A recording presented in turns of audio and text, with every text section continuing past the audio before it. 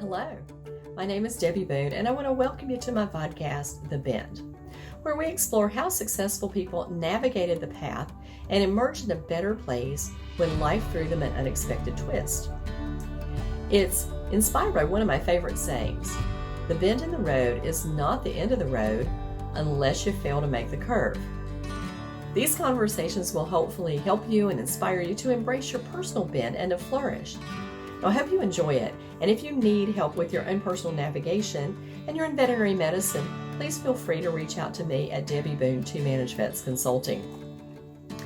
Enjoy the bend and be inspired by our wonderful guest. Welcome.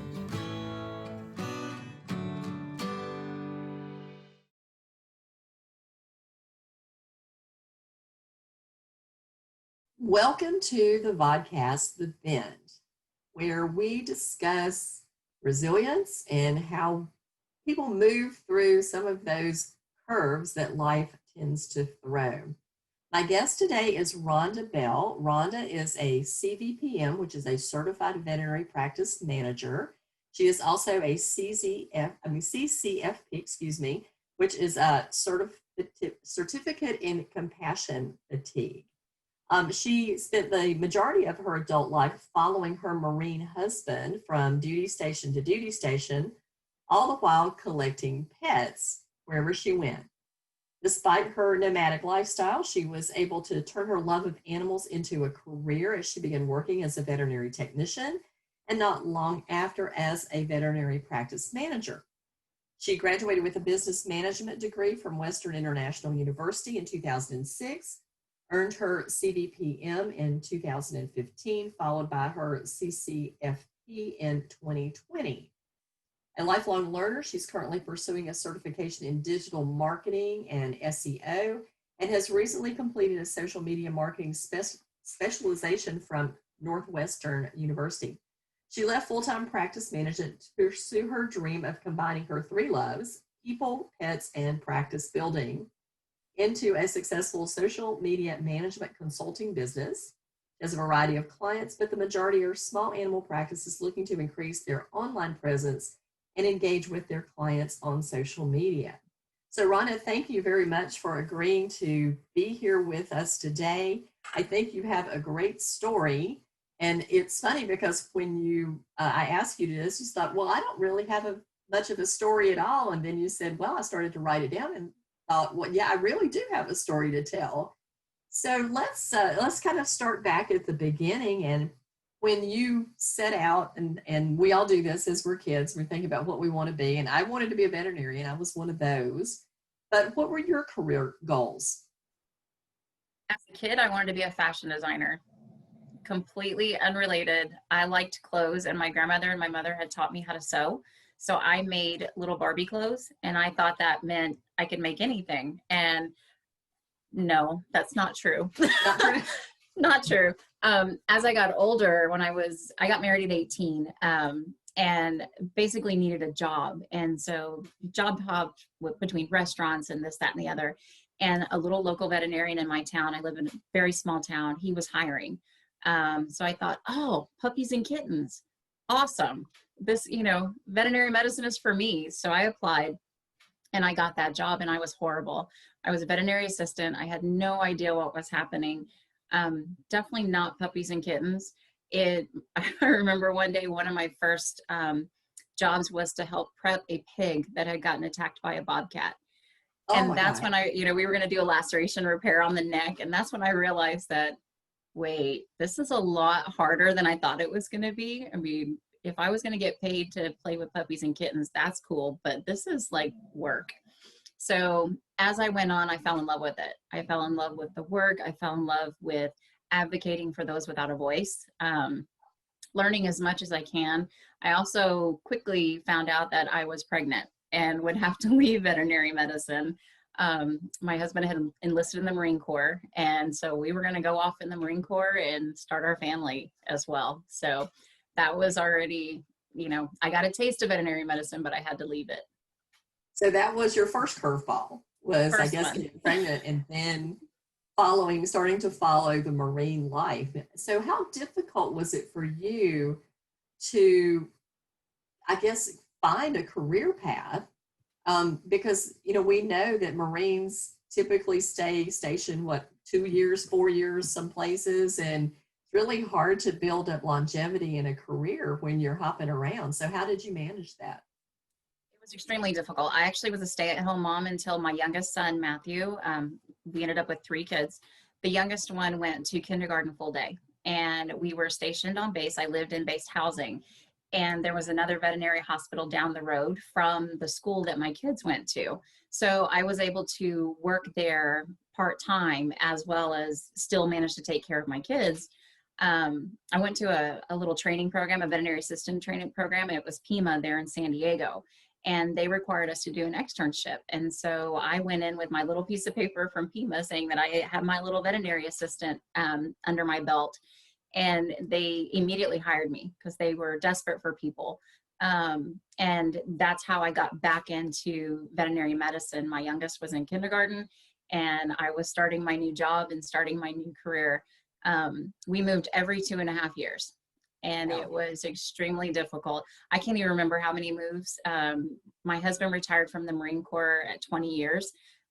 So it was just a ton. We moved overseas. He was deployed to Iraq and Afghanistan, and all the while just kind of working and trying to build my street cred. As you know, in veterinary medicine, if you're not anywhere for very long, they start looking at you funny, like, Mhm. why are you jumping around so much? What's wrong with you?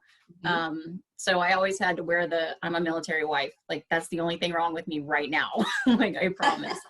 So, but they really took a chance on me at that little practice. And that's also, as I learned more and they found that I had graduated with my business degree, she was the first one to offer me a management position. And that's when the light bulb just went off for me. I realized, like, oh my gosh, I can have my organizational business mindset and apply it towards animal advocacy and be in veterinary medicine. I can put all those things together. I'm done. I love it. Here I am. This is where I'm staying. Then we got orders and we had to move again.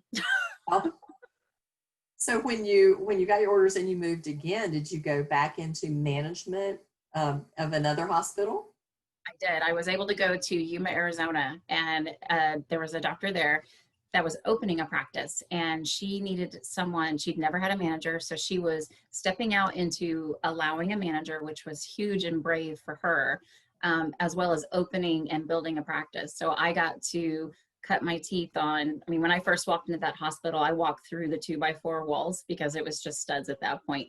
So I got to be a part of building a practice, and it was absolutely amazing. And from then on, every position I went to, I did get to be the manager. I came in as a manager. And wouldn't, as a manager, I'm thinking, how wonderful would it be to just start with a clean slate Oh, it was and awesome. not have to overcome some negative stuff that was already there, or plan appropriately the traffic flow, the storage, where the outlets go, all those things. I've built 2 hospitals from the ground up, and advised on many floor plans, and just some of the simplest things make your life so much easier, but architects don't really understand that. So I do think getting somebody like you or me to look at a set of plans before they start to put a hammer to a nail is a wise move on the part of veterinary hospitals, because first of all, it can save you a lot of money. It can save your team a great deal of time and effort. And sometimes it is something minor. I can remember looking at a practice one time, and they had designed a desk for the front desk, and it had this really sharp corner on it. And I could just see every day how many people were going to smack a hip on that corner. And the other one, a huge hospital, 30,000 square foot facility. And I said, have you put an exhaust fan in the lobby? And they said, no, we put it all through the back of the hospital because that's where the odor. I went, but that's not where your clients are. The exhaust fan goes in the lobby in case of an accident. I very rarely see that, but it's an extremely handy thing to have. And so it's just those kind of simple things, I think, that just spend a little money, get an expert, have them take a look, and life will be better for you all along. Walk the flow of an appointment. Those architects they've never done an appointment. So they don't know from start to finish what can happen. Oh, wait, we got to go back. So you just need to always keep the flow. It's always about the flow. Yeah, I got sort of involved in a practice that had already had the plans built, and they had made a galley in front of the kennel runs that was only 3 feet wide. Well, you can't walk 2 dogs by each other in a 3-foot space. 2 humans, 2 dogs, and 3 feet it's not going to work. So those are the kind of things we ended up having to shorten the runs and give the animals less space because the architect didn't know that you needed that extra space to just walk dogs past each other. Now, in becoming a manager and starting these new hospitals and then getting deployed, you had another really big life event change that you had no control over. Tell us about that. So I did manage to get my CVPM in 2015, as you read in my bio. That was after Yuma. That was coming to California, finally settling into a practice. I was working at a practice where they had 2 locations. I had a staff of about 30, and I was in my heyday. I was loving it. Normal stress, normal crap, just management stuff. And the stress was starting to wear on me. It was, and more so that I was kind of feeling like, why am I not coping with this? Like, I teach this, I teach coping, I teach the ability to physically handle and use your resilience techniques, and I'm not doing it. I don't understand why I'm feeling this way. So kind of goes on, I'm having turnover, I'm having the normal stuff. Then all of a sudden I kind of notice my hands are turning purple and changing color, and I'm losing sensation in my hands, and I talk with my hands, of course, but I type. I restrain animals. I couldn't even hold a syringe to do a blood draw. And it was getting scary. And so I went to my doctor and like, what's going on? And we don't know. It's just Raynaud's. It's a Raynaud's phenomenon. Sometimes it happens. Okay, no problem. So I'm still getting more and more tired. Can't do my full 10-hour days that I was doing. And then all of a sudden I have a heart attack. Just out of the blue in 2016, had a heart attack. So I found myself in the ICU, and the doctors come and said, you just had a heart attack. We need to try to track down why, because it was random. I think I was 38 or 39 years old. I was going to ask how old you were. Oh my goodness. Yeah, too young for that. And I don't have, I'm a healthy girl, but I don't have the health conditions that warrant that. It was completely out of the blue. In fact, my boss was the one that helped me that morning that I was having the heart attack, because we were supposed to have a business breakfast, and I called him and I said, I don't feel good.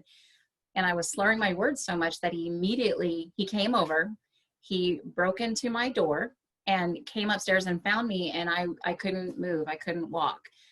So he actually made arrangements and got me to the hospital, where we discovered I was having a heart attack. So again, God just put the right people in the right place at the right time for me. And as we're going through the testing with the heart attack, the next day I'm in my ICU bed doing payroll. Because, management doesn't stop. People have to be paid, and at that point, that was another one of those little life lessons, the hit by the bus theory. There was no one that could do what I could do. Mm-hmm. So it was very eye-opening all the way around. If something takes out your manager, you better have a backup plan. So through testing, we found out that I actually have a disease called scleroderma. It's an autoimmune disease. It's a connective tissue disease, and that the stress and strain that it put on my body triggered a heart attack, but it's actually affecting my lungs and my ability to get oxygen. My kids joke that I am turning into an Avenger because I'm turning to stone. And so you can't hurt me, because basically it's an abundance of scar tissue. It's going to ultimately paralyze my lungs. Hopefully we can slow it down through the use of chemo.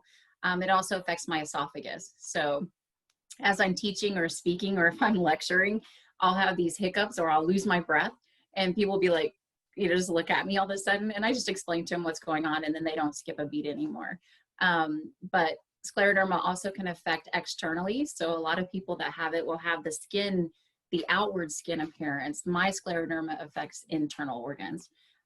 So it's not curable, but it is something that we can slow down through the use of immunosuppressants. I'm on 9 different medications right now just to deal with the scleroderma part of it, but also to deal with the symptoms that it has created for me. Because of scleroderma and those medications, that's how I lost my career being a practice manager, because being on chemotherapy drugs, I can't be around animals that potentially could pass something to me or their owners that may be sick. So I'm highly at risk now for that kind of stuff. So that was definitely a plot twist that I was not prepared for. I finally got back into where I wanted to be and what I was doing. And now I got to pivot again. Yeah. Yeah. And then let's throw a pandemic on top of it. Oh yeah, that's been super Yeah, why fun. not? Why not? Well, you made a point that I think is extremely valid. And because I managed a hospital for 19 years and I'm a breast cancer survivor. So when I was going through my mastectomy, of course, we paid every 2 weeks. I scheduled it around payroll. And every vacation I'd ever had for 19 years was scheduled around payroll. And then when I had reconstruction, I was actually out for 6 weeks. And of course, this was 18 years ago, so we weren't as connected as we are now with technology. So I can remember my boss buying me this ginormous laptop. It was a Toshiba, and that thing must have weighed 25 pounds. It was so heavy. And I would sit and write payroll at home and print it out. And then somebody from my staff would drive the 27 miles to my house to pick up the payroll checks, and I'd pay the bills and stuff. And that first payroll that I wrote, I was still on morphine. And so I said to my team, you need to check these hours because I am not responsible for what is going on here because I think I am stoned. And sure enough, I did okay. I did think I made a couple of mistakes that they caught and we corrected later on. But I said, I'm fuzzy. I'm fuzzy. But not having anybody else to do that meant 30 people didn't get paid. So Exactly. you do step into that, and you got to get your vendors paid and those kind of things. So having a little redundancy in your practice is a good idea. When I left my practice, my boss had for many years, he had never written a check. In fact, nobody in 19 years had ever written a check but me. And he said, Debbie Boone, if you ever leave, I'm coming after you with a shotgun. And I said, Doc, if I ever leave, you'll never know I'm gone because I will have trained this team to do their jobs and they know how to do their jobs. And that, that's basically what happened. When I left, I trained my replacement. I didn't choose my replacement, but I trained my replacement, and they still up right along, just as well as they were always running. And some of the people that I hired are still there. So that's been since 2005. But so how did you work through this? I mean, obviously having a heart attack really would rattle you. And then to find out that you have a disease that won't let you be around animals or a whole lot of humans, you got to find something that, is in your field that you can do that is a little isolated. Yeah, it took a little while to figure it out. And part of that process was the recovery from the heart attack. I was at home. And for me, I don't know a lot of other stories about heart attacks, but for me, I lost all muscle function. So I couldn't walk. I couldn't even wash my own hair. So my mom had to come out and stay with us so my husband could keep working. My kids were in high school, so they were pretty self-sufficient. But we needed help. I needed to pull in that network and that resource, the support network that I had in place. A lot of the help came from actually my manager's group, because we're also best friends on the personal side of things, but we all have veterinary medicine in common. So they arranged meals. I mean, they did things to help out. And I had to take my job and parcel it out to people who could complete it and keep it going. So I was teaching the owner's wife how to do payroll. I was teaching the front office supervisor how to do the scheduling and how to keep everybody going. I was teaching the tech supervisors how to do some of that stuff. So through that, I realized I enjoy the training and teaching. I enjoy the speaking and the lecturing part of things. all throughout my life, I thought I was afraid of public speaking. I would panic, I'd get butterflies, I would just be terrified. But when it's my subject matter and something I'm passionate about, it never even phases me. And I learned that during that time as I'm trying to learn how to rewalk and I couldn't even do a load of laundry, but I could teach you payroll just sitting on the couch. So it was one of those things that's like, oh, okay, training and teaching and helping and coaching, it's kind of putting it together. But I really was more focused on the fact that I could have died in this heart attack. And now I've got this diagnosis that will ultimately kill me. How I approach that and what I do with that between now and that time is what I can control and what I'm going to focus on at this point. So as I'm going, I look at things that are in the industry that people need. What can I do in the veterinary world that is going to be beneficial? And the only way I could communicate at that point was on social media and via phones and websites. So I started kind of just spending more time there because it was my outlet. And realizing that there's a lot of opportunity for veterinary practices, but small businesses in general, to do it better. And I never had the time to do social media marketing for my practices when I was managing, because it's the bottom of the barrel. That's if you have a completely dead day, which does not exist, then you think about your Facebook page and your Instagram page and your outward marketing. So I started working with some of my friends and telling them, look, I'm going to study this. I'm learning this. What do you think? They're like, dude, sign me up. I'm on it. So that's how it really started. And they would just ask me, can you help me with this? Can you help me with that? I finished my first training program with the social media stuff, and I contacted vetmedteam.com. And I said, hey, I'm doing social media. Do you have a social media course? Veterinary hospitals need to know how to do this, and I think I can help them. And they said, absolutely, let's talk about it. So they brought me on to manage their social media, and I've been running their page since 2017. I now work for them also as an educator and help with some of the course material. So it kind of just, you just start, you look at where there's a need or a potential opening in the world that you're in, and see if you can fit there and see if your passions fit there. Yeah. And mine, I'm a tech nut. I love all of that. I mean, I have a computer, a laptop, a tablet, a phone. I have everything. I enjoy that stuff. And I also like building business. So I want to see people succeed. I'm more on the positive psychology side of things, where I want to use social media as a tool, not a weapon. I do see it weaponized quite a bit, and I want to be able to get positive information out there to help the veterinary industry, not from a commercial side only, but from a compassion fatigue side. Help people who are struggling and suffering and dealing with burnout or considering suicide, those kind of things. Make sure that we're talking about those things on social media, especially right now with COVID. So tell me a little bit, because you started a new group on Facebook, and we've had this discussion, and I'm part of your new group, but a part of some other groups too. And so I think that, originally some of these other groups started out as a very good and supportive idea, but they have gone down a rabbit hole. And the only thing that we tend to hear on those things is a lot of negativity and a lot of rants.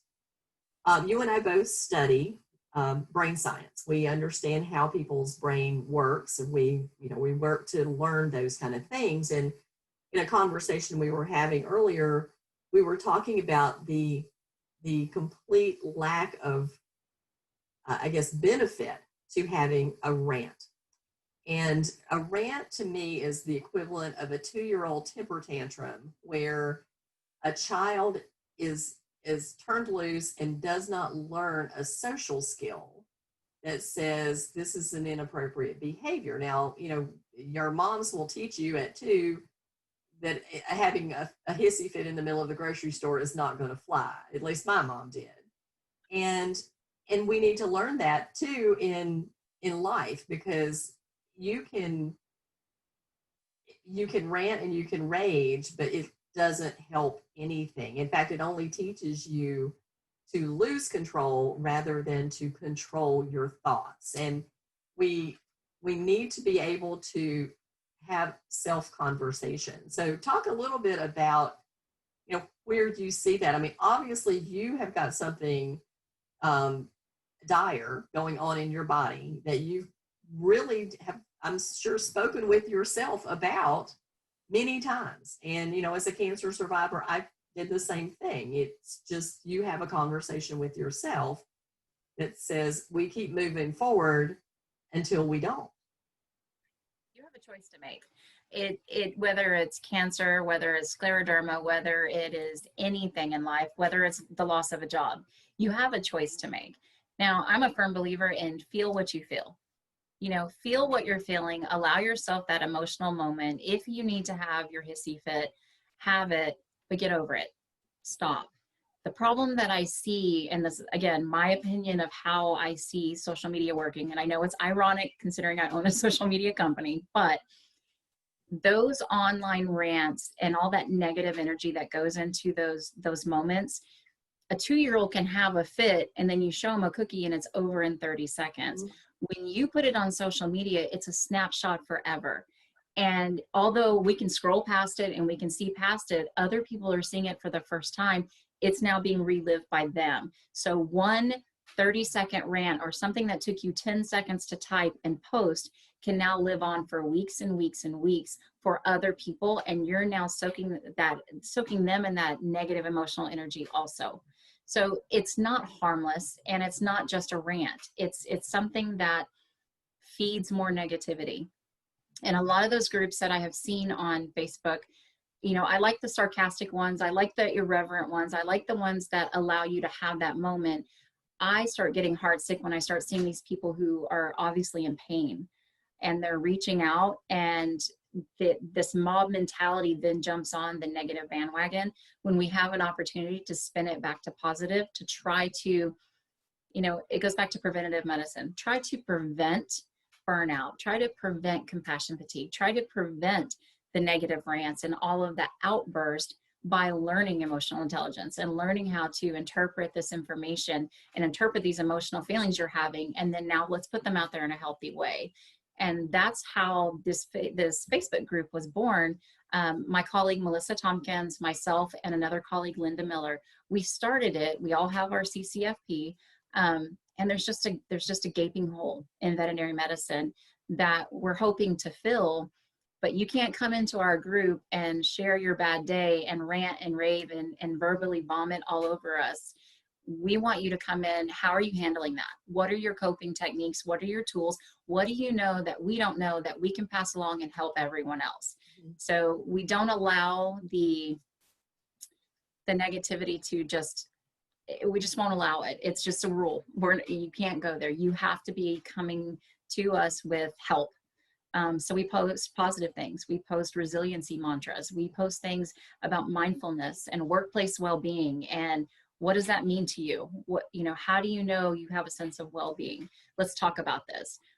That way, the people who do need it and who have that inner rant going on are already learning tools and techniques. So that way, it's not a snapshot in time that you're stuck with. Yeah, there's nothing more important in life than taking a breath. Absolutely. Practice the pause. Yeah, just take that pause. And I've dealt, for years I ran the front desk in our practice, and spent probably 15 years or more. And I grew up in the restaurant business, so I have been serving people truly my whole life. I started at 10 running the cash register. And the ability to put yourself to the side and investigate what is going on with that other person. I just wrote a blog on curiosity. I'm a big fan of curiosity and asking questions, whether they're out loud or mentally to yourself, what is really going on here? Because we will make an instant judgment and run with it. That's not necessarily the truth. And when we step back, because we are medical, I try to teach this to teams in a diagnosis kind of way and say, let's diagnose the situation. Because we are, as human beings, not very good at figuring out our true emotion.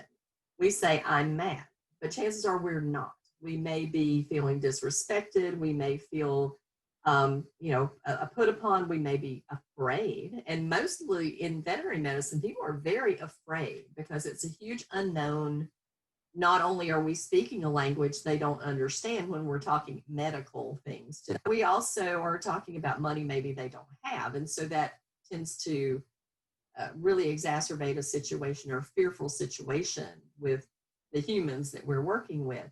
So if we just take that pause and just take that breath and say, let's really figure this out. Let's ask some questions. Let's not be judgmental. Let's think before we speak or go there. The story you tell yourself, right? So to give you an example of what I'm talking about, my mom is 87, and I had a conversation with her yesterday about calling. And she said, oh, I can't call you. You're too busy. I don't want to bother you. Well, this is throwing a little guilt on there too, right? Because it's your mom and that's what they do. And I said, you could call me. I don't really have to call you. Said, no, I don't want to interrupt. And I said, this is the story you've told yourself, that I will be bothered if you call. I said, I actually probably would be grateful when you call, because maybe I'm running a financial spreadsheet and I'm thinking, oh, I hate this and I really would like to have a break. I said, think of it that way. Oh, okay. So we've got to really pay attention to the story that we tell ourselves, that these clients are being intentionally angry. Because right now, I know you've seen it, and I've certainly seen it, where clients are being super tough on people.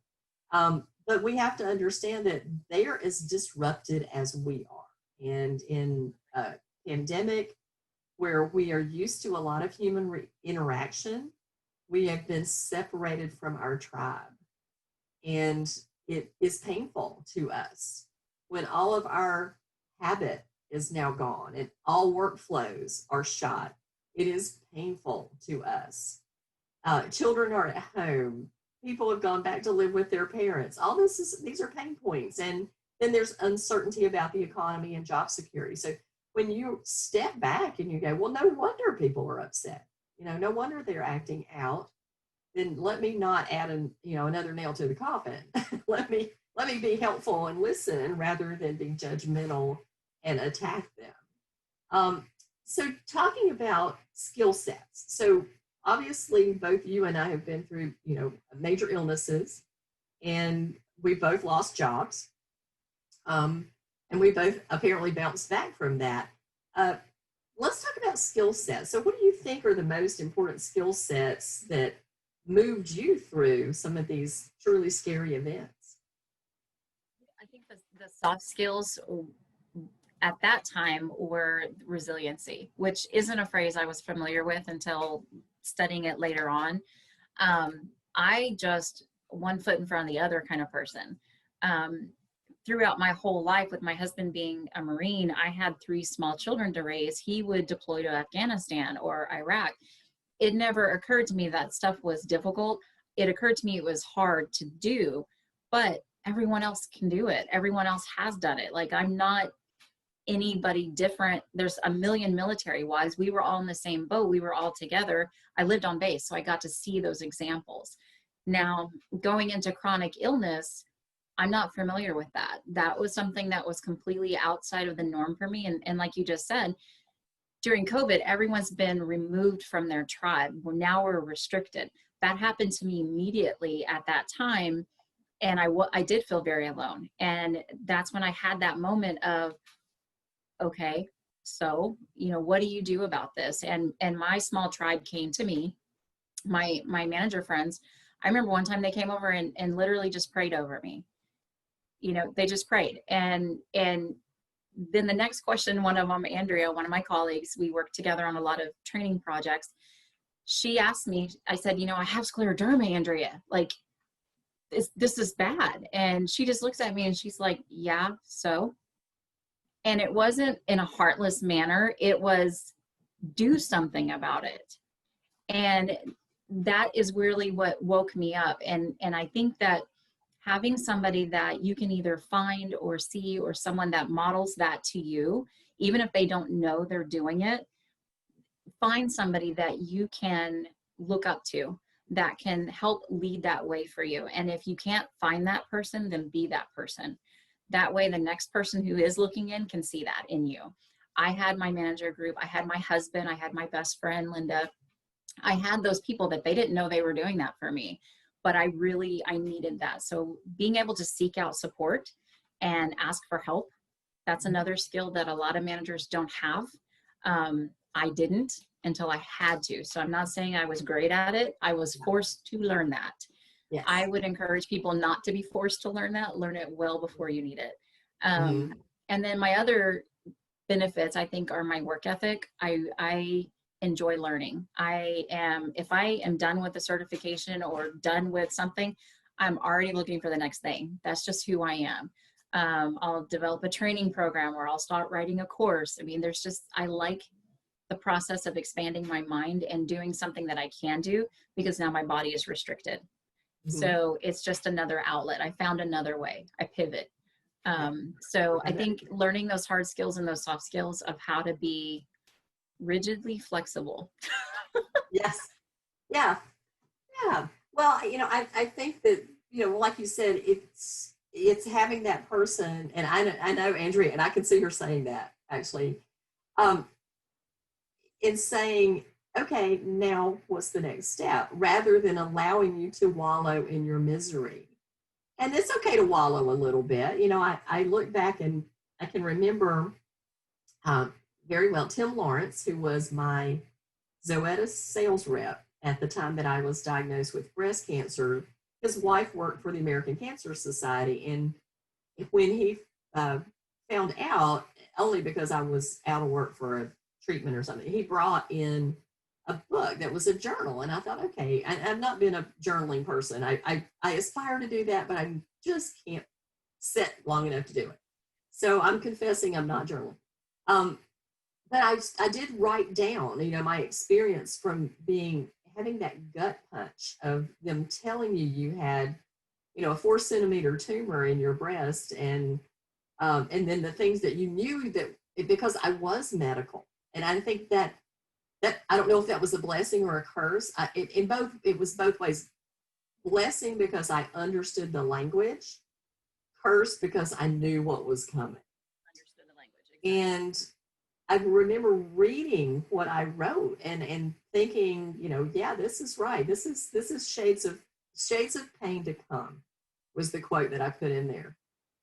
And did it help to write it down? Maybe, but looking back on it and reflecting it, it's funny. I think it's like childbirth. Now, I've not had any kids, but I have a lot of friends who are now grandmothers who said, you forget what it's like to have a baby. Otherwise, you would never have another one, right? And you've had 3. So I think it's the same thing. It's, you went through it, you dealt with it, you learned lessons from it. And you're right. The lessons you learn from it are delegation. You learn to start to give these things out and sort them out to people. And then when I came back, I found out that my team was stellar, that they handled it.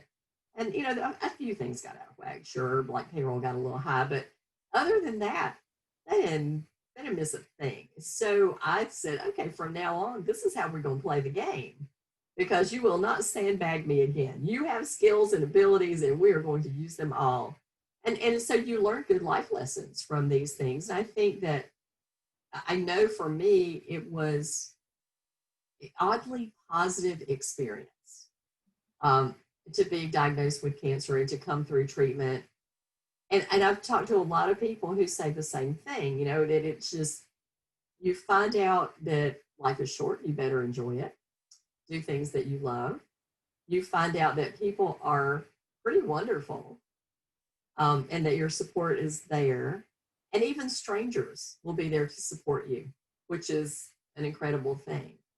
So when we learn to find that network and to reach out to people and to sometimes be a little vulnerable too, because we also want to, say, oh, I don't have any problems that I don't need any help with. I'm good.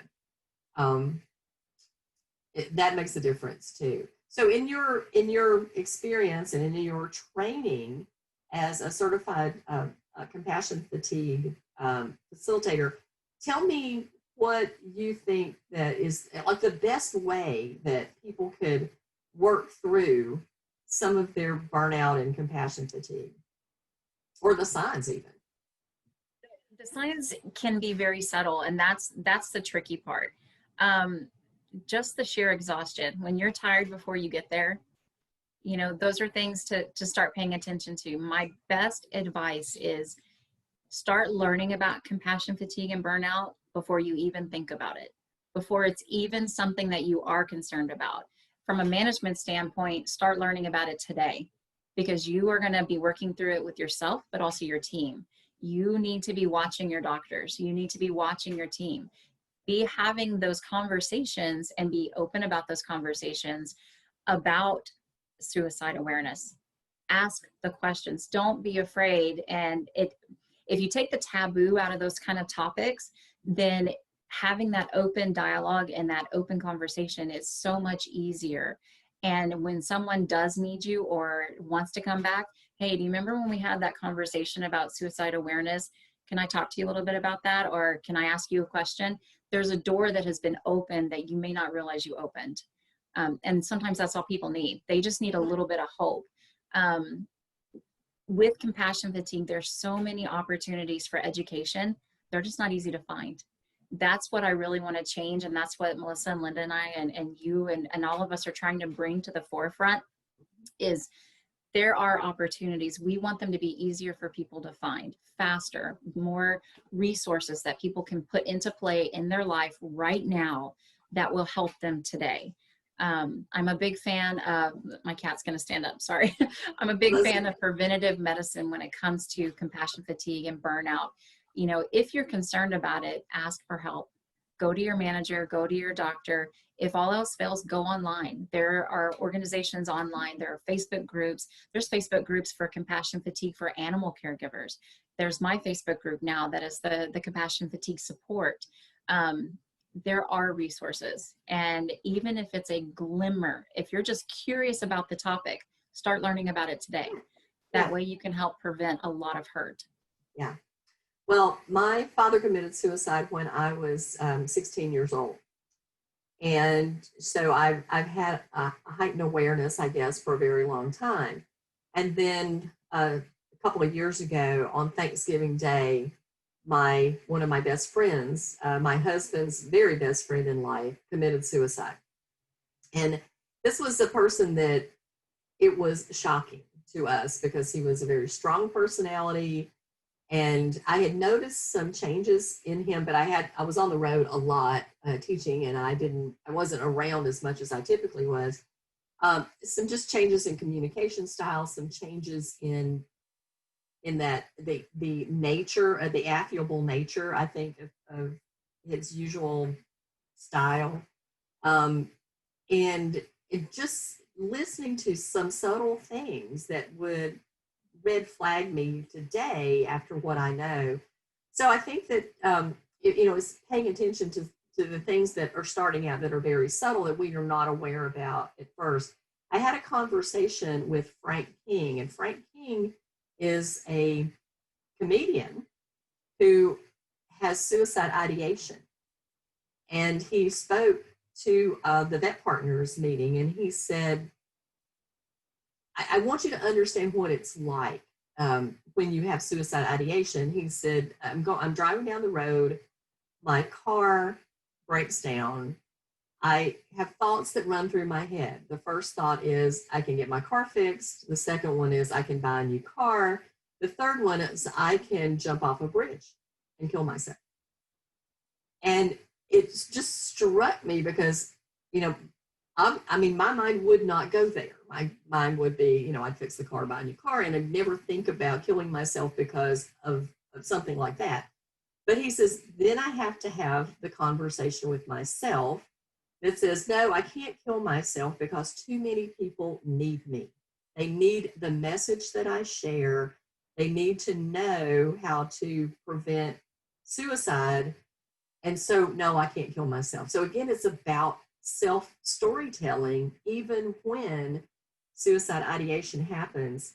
I was coaching a young veterinarian, and she was one of my clients, and she really did go through a rough spot. I mean, all kinds of things happened, and it was like her 2020, right? I mean, it was like we're waiting for the flying monkeys. And she said, Debbie, I got to confess, I had some pretty dark thoughts. And I said, never go there. Do not ever think that you can't work through something, because this is just a problem to be solved, just like a medical case diagnosis, and we'll work through it together. We will work through it together, but there's always a solution. There's always a way forward, and we can't forget that even when it's dire. There's always another foot to step front and the other, and people need you. People will miss you, your family, your children, people that you don't even know care, and you've made a difference to those people. So yeah, you need to stay around for a lot of different reasons. And I think sometimes just giving people that little discussion about look at what would be lost. Not too long ago, I think it was last year, maybe for suicide prevention or suicide awareness month, I wrote this story about my father. And I was 16, and I said, here's the things that I missed. My father didn't see me go to prom. My father didn't see me graduate from college, and he didn't see me walk down the aisle, and he didn't give me away. But not only did I miss those big life events things, I'm a business person. My father was a brilliant businessman. I could have had such a great mentor in him, and I missed out on all those things. So your children continue to suffer even though you're gone. And it is not a blessing to them for you to leave this world. They need you. They need you. Yeah. I've seen on Facebook and some of those groups that we were talking about earlier, where several times managers have made the comment, and I believe they make it in off the cuff, but how bad of an accident would I need to be in to be able to miss work, Yeah. or things like that. And I've seen several people actually take the time to type that out. So you have to think, in their process, they've already gone to work, they've already started their day, they're going back to Facebook later, and they're still feeling that, still reliving that, that's still in their mindset, and they're typing it out either on their phone or on their computer. That's what they feel. How bad of an accident would I need to be in? Physical harm is dangerous. That is one of those things that when you start thinking about harming yourself, even if it's not suicide, if you're thinking about harming yourself, that's dangerous. And that's when you need to get help and need to talk to someone. You need to have those resources. So that to me is a gut punch, that even with my diagnosis, even with my disease, I never went there. My mind immediately went to survival mode. How do I survive this? I've got children, and I want to see their grandkids, my grandkids. I want to see them walk down the aisle. I want to do these things. So what do I need to do as a person to mentally and physically prepare myself to handle this attack? And that's what I've done. Mentally, I had to go to work. That's just who I am. I'm not a sit around. I never have been. So starting a company, starting Facebook groups, being a part of a group of people that we support, other veterinary people, has been truly healing for me. And to be able to keep it going, and veterinary industry is plagued by suicide and depression right now. It's in a lot of industries. It's also an age range that I think we find most of our veterinary people fall within. So it's a coincidental connection. It's not necessarily that veterinary medicine is making people kill themselves. It's a connective tissue that goes with it. And because we have that vested interest in veterinary medicine, I think those of us that can help should help. I think we're compelled to. And that's where, like what you're doing and what I'm doing, if we can save one, that's good. I'm done. Right. I'm happy. That's good. I think veterinary medicine is such a unique profession. And we do have burnout and compassion fatigue, but sometimes I think we set ourselves on fire because we allow our clients to behave badly. We allow ourselves to not control our workflow and schedule. We don't look after our teams and realize that they are our number one asset. And when we look at that, when we don't develop culture in our practice that is supportive of each other, when we allow toxic behavior, when we don't set the standards of the tribe that say this is how we behave here, then yeah, we continue to exacerbate our own situation. And that's one of the things I really do try to teach people is that you have to understand you can control the runaway horse. And only you can, but it is a choice that you make. And they say, oh, but you know what, we're going to save this one, we're going to save this one. You need to get into your mind. And I talked to the VBMAs and I said, there's a couple of things you need to get into your mind. You're not going to save everything, and something's going to die in your care. So do not think that you are going out to save the world. There has to be a practicality to the world that we live in, to veterinary medicine. And if you go into it so impractically, your heart will break every day and you will not survive it. You will not. So you do have to think, okay, I have to be practical. I do. And your clients are going to make you be practical because they're going to be. They're going to be. Mm-hmm. Yeah. So Rhonda, we talked a little bit about networking and you having your that group. That's a great managers group. It's the Orange County group, right? And I think a long time ago I spoke to that group when I was out there teaching a Patterson class, and it's huge. I think there were. We have grown. We're national now. It's no longer Orange County. Yeah. We are across the United States. We collect people everywhere we go. Every conference we go to, we bring them in because it's now a source of education. It's not just Orange County. I mean, I'm in Texas. I'm not even there anymore, and I'm one of the leaders of the Orange County Practice Managers Group. Yeah. So, yeah, you know, well, I was so geography's not required.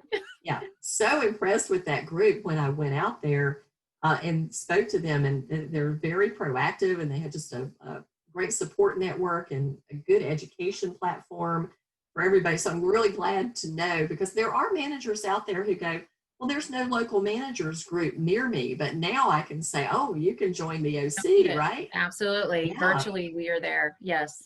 Yeah, so that's excellent. So in building your business, how valuable has networking been to you? It has been the cornerstone. You know, my business, like a lot of veterinary practices, are word of mouth. Whenever I first started, I didn't have marketing money. I didn't have any money. I had the money that was in our household account, and I had just lost my job. So I had half the money I had before. So it was, you know, it was creative work. So a lot of it was just telling my manager friends, hey, I'm going to do this. What do you think? And they're like, oh my gosh, yes. And I have a client that I'm going to have talked to, because they knew how passionate I was about it and how much I had learned and what I knew going into it. So they put me in touch with a client and, you know, talk to them. And whenever I talk to them, they're like, this is exactly what I want. My approach is different because I'm going to customize something for you. It's not going to be a cookie cutter product. You're going to have your own unique voice. You just don't have to do it yourself. I'm going to do it for you. And they were all about it. So I knew that I was on the right track with my business model and with what I wanted to, in my head and my heart, deliver. My friends and my networking helped. You know, Andrea and Melissa and Leslie and all those girls, they helped kind of peel away some of the stuff that didn't need to be, and helped me really focus in on the stuff that was going to be important to my business, but also to my clients that I was serving. And we help each other with that. You know, in Andrea's consulting business or Melissa's consulting business, we kind of help each other.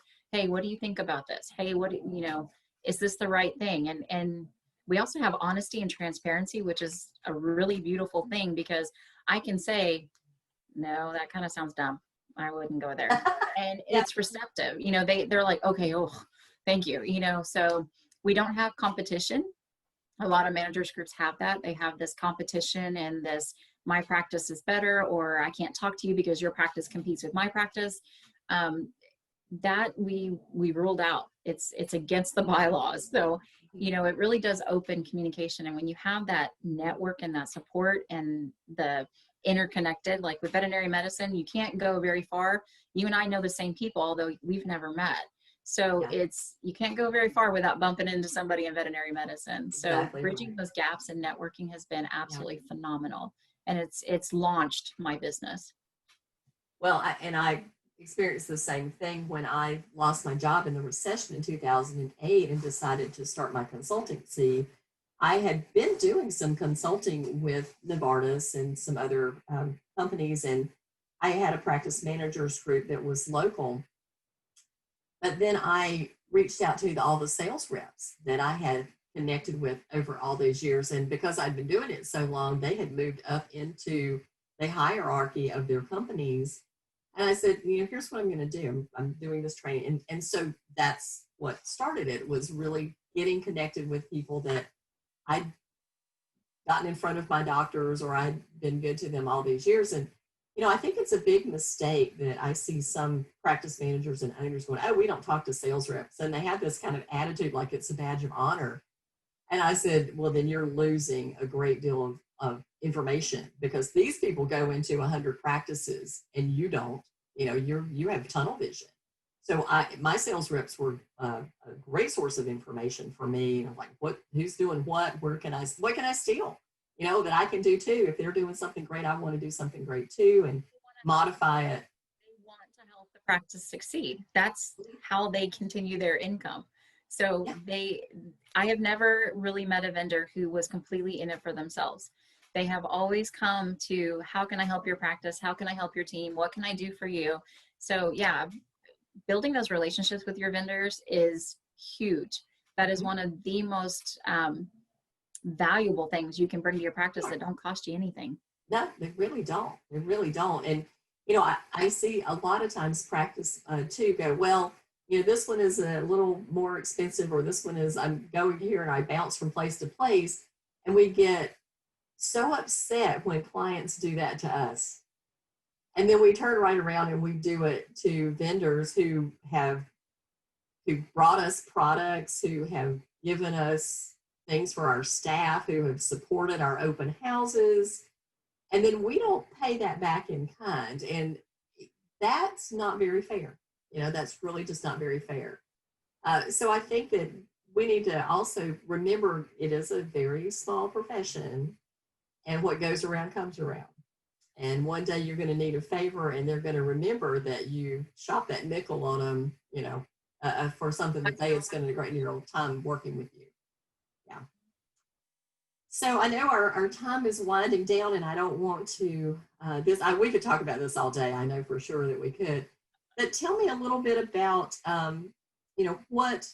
what advice would you give? Because like I said, we're together in a lot of these groups, and I see so many people who seem to be stuck in their place of work and they don't like it, or in their profession and they don't like it, but there's just this fear of leaving it. It's almost like a learned helplessness where they can't get out of it. So what advice do you give people when they're making this, career decision to take the leap and to go for it, just like you did? The practical advice would be to brainstorm. Look at your industry, look where you're at within your industry, and think of the gaps. Where are the holes that you could potentially fill that don't require you to leave completely, but maybe you have a skill set that you can come into? I never in a million years thought social media and working with veterinary practices was ever going to connect. I mean, fashion designer, remember? I didn't even think about how that would all work in the end. I just knew that I had a love of veterinary medicine, a love of practices, a love of business, and tech. I liked technology and I wasn't afraid of it. When the computers broke, I was not the one that was dreading that it broke. I was trying to figure out why. So I would encourage people to be open to everything. Brainstorm, brain dump, get a piece of paper, write down everything you love about veterinary medicine. If you never change your career, if you decide to stay where you're at, then if anything, if you look at that list, it's now a refresher of what got you there in the first place, because it's what you love about veterinary medicine. So you're not going to lose by doing that exercise. The other thing is have faith in yourself. These feelings, you can be in a bad place, and I acknowledge that. You can have a bad boss, and I acknowledge that. Sometimes you can be a bad boss, and I acknowledge that too.